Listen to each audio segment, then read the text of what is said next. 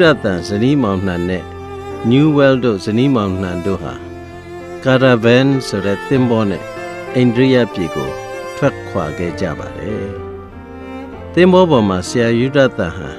ဓမ္မသစ်ကျမ်းကိုလေ့လာတဲ့အခါမြစ်ထဲမှာရေနှစ်ချင်းပေးတဲ့အကြောင်းကိုသူ့ဇနီးနဲ့အကြိမ်ကြိမ်ဆွေးနွေးပြီးနှစ်ချင်းပေးတာဟာအမှန်အကန်ဆုံးဖြစ်တယ်ဆိုတာကိုလက်ခံလိုက်တယ်။1812ခုနှစ်ဇွန်လ18ရက်နေ့မှာကာရာဗန်သင်္ဘောဟာကာလကတ္တာမြို့ကိုရောက်သွားခဲ့ပါတယ်။အိန္ဒြိယပြည်ကသူတို့ကိုခဏနေဖို့ပဲခွင့်ပြုလိုက်ပါတယ်။အဲ့ဒီအချိန်မှာအင်္ဂလန်နဲ့အမေရိကန်ဟာစစ်ကြေညာနေကြပြီဖြစ်ပါတယ်။အိန္ဒြိယပြည်ဘုရင်ခံချုပ်ကကာရာဗန်သင်္ဘောနဲ့သူတို့၄ဦးကိုချက်ချင်းကာလကတ္တာမြို့ကထွက်ခွာရမယ်လို့အမိန့်ပေးခဲ့ပါတယ်။ဒါပေမဲ့သူတို့က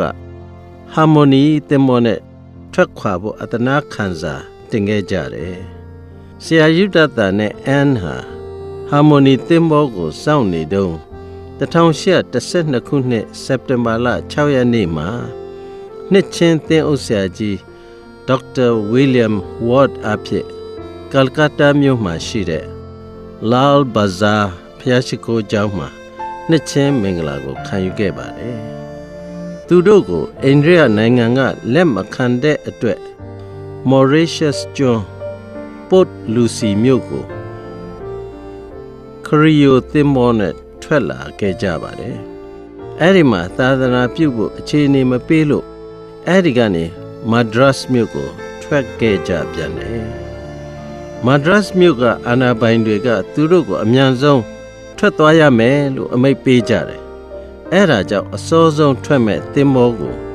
ဆရာယုဒသန်လိုက်ရှာတော့မြန်မာပြည်ကိုသွားမဲ့ဂျော်ဂျီယာနာသင်္ဘောကိုပဲတွေ့ရတယ်။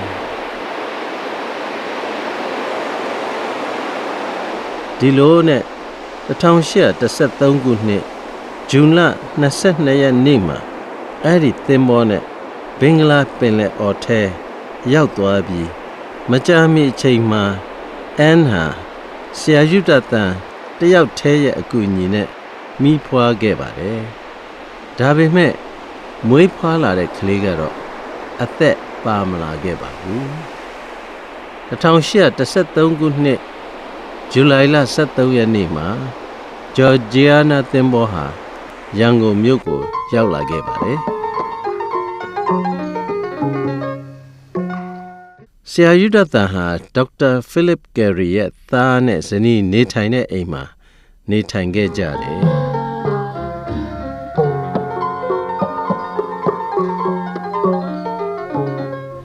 ဆရာယုဒသန်ဇနီးမောင်နှံဟာမြန်မာစာကိုပိုင်ပိုင်နိုင်နိုင်တတ်မြောက်ဖို့ဟိန္ဒူဘာသာဝင်ဆရာတယောက်ကိုငှားခဲ့ကြပြီးတနေ့12နာရီလောက်သင်ကြားခဲ့ကြတယ်။ဆရာယုဒသန်ရဲ့စိတ်အားထက်သန်မှုကြောင့်ရှင်မတ်တဲ့ခရစ်ဝင်ကျမ်းကိုတစ်နှစ်ကျော်ကျော်အတွင်းမှာမြန်မာလိုဘာသာပြန်ဆိုနိုင်ခဲ့ပါတယ်။1815ခုနှစ်စက်တင်ဘာလ1ရက်နေ့မှာ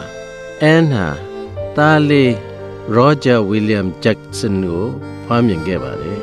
။ဒါပေမဲ့သားလေးဟာ8လသားအရွယ်မှာခေါ်တော်မူခြင်းခံခဲ့ရပါတယ်။1816ခုနှစ်ဇူလိုင်လ23ရက်နေ့သူတို့ရန်ကုန်ကိုရောက်ပြီး3နှစ်တင်းတင်းပြည့်တဲ့နေ့မှာမြန်မာနဲ့အင်္ဂလိပ်တရားကို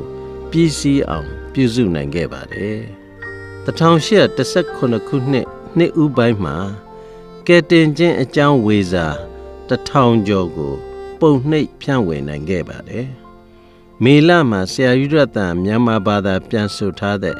ရှင်မတ်တဲ့ခရစ်ဝင်ကျမ်းကိုလည်းထုတ်ဝေနိုင်ခဲ့ပါတယ်။ဆရာယုဒသန်ဟာအင်္ဂလိပ်မြန်မာအဘိဓမ္မာကိုအားကျိုးမှန်တဲ့